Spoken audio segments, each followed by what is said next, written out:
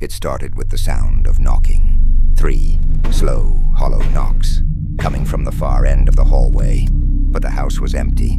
I thought it was the pipes, or maybe the wind against the old wood, until the knocking came again, this time louder.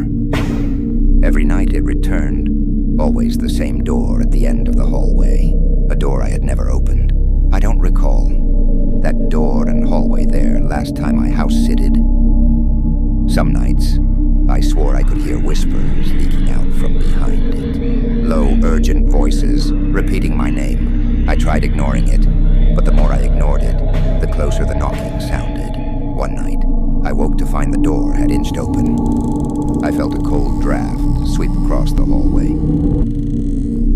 I told myself, just open it. Face whatever is inside.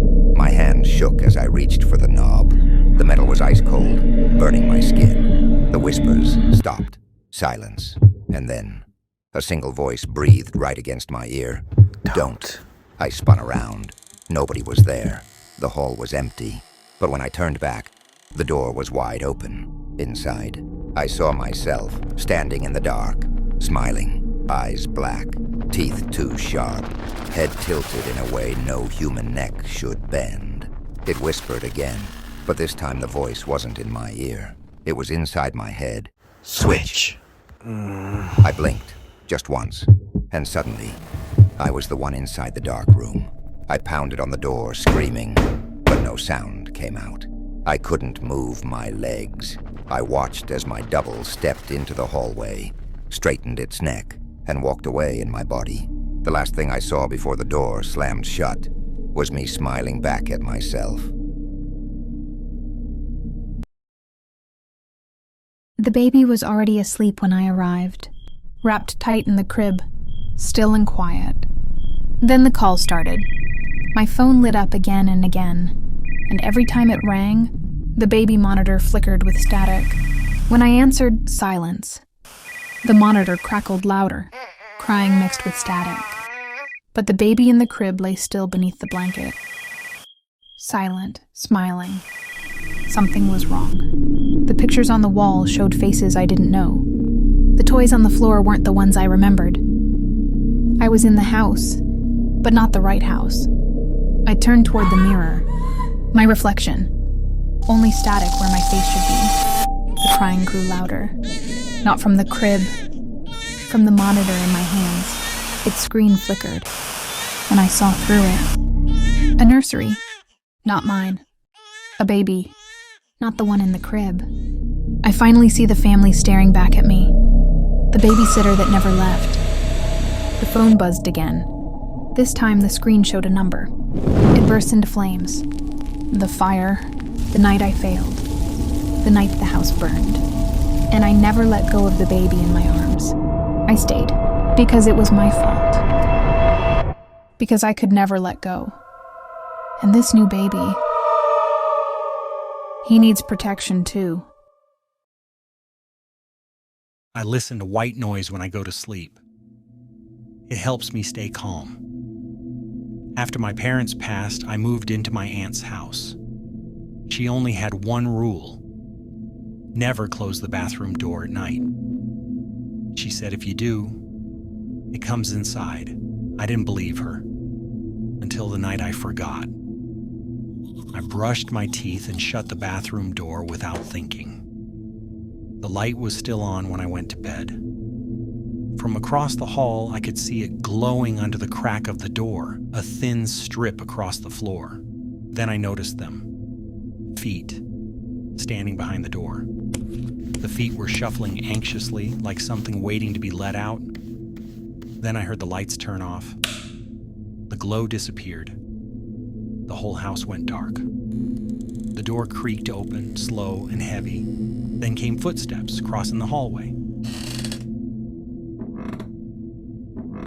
My aunt couldn't walk. I pulled the blanket over my head, trying not to breathe. The steps stopped right beside the bed.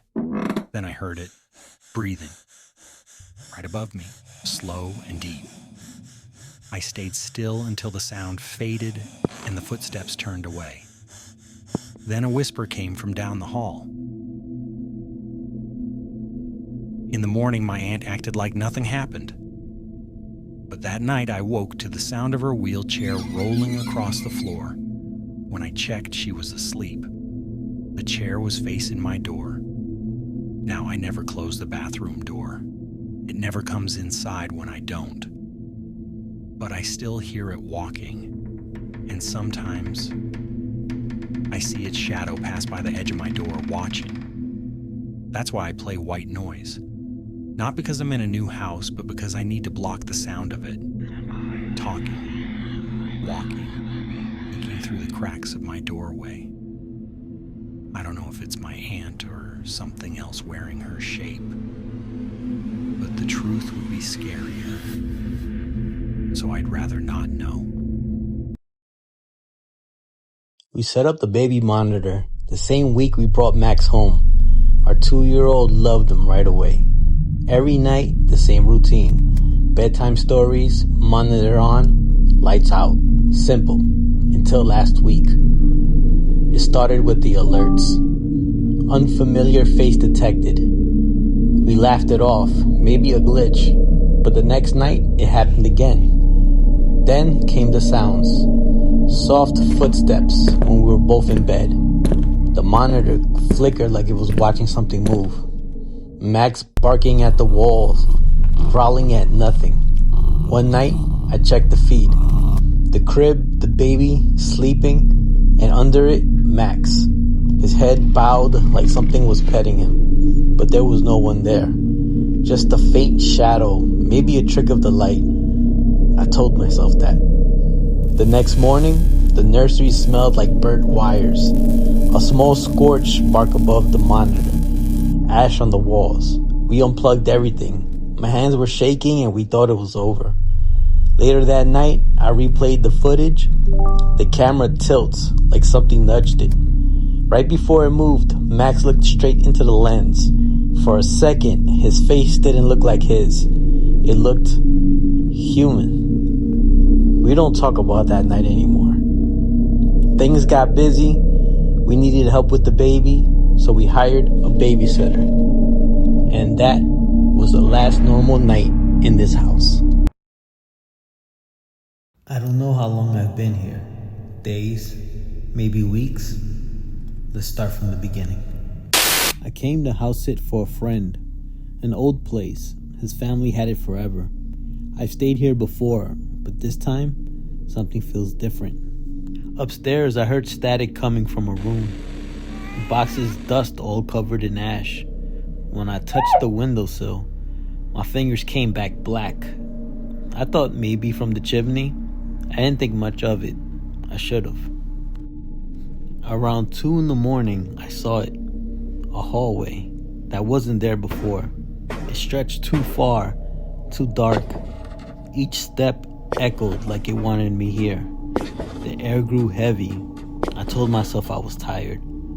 Then the door at the end opened by itself. It wasn't calling me. It was pulling me. I didn't see them, but you would've. The old woman in the wheelchair, the babysitter, both watching. Her voice soft and near my ear. Don't. My hand reached for the knob anyway. It felt cold. Then I heard it. A deep voice whispering one word. Switch. Then I saw everything. The fire, the crying, the boy hiding under his blanket, the house. All of this happened in this very house. I think I'm still in there, behind that door. It kept me, it copied me. I hear him now, my friend. He's coming home, calling my name. I don't want to do this, but I can't stay quiet forever. If the creature could switch, I can too.